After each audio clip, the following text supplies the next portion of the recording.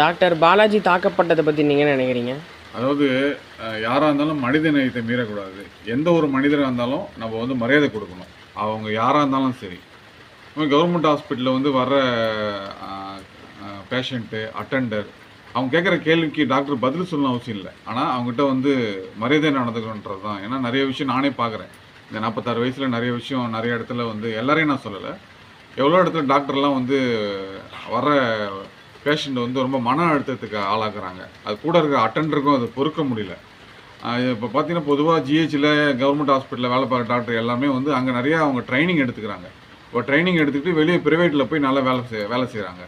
அப்போ நம்ம கவர்மெண்ட்டில் வேலை செய்யும்போது அந்த டாக்டர்ஸ் எல்லாம் வந்து வர பேஷண்ட்டுக்கிட்ட எப்படி நடந்துக்கணும், நான் எல்லாரையும் சொல்ல எவ்வளோ சில பேரை நான் பார்க்குறேன்.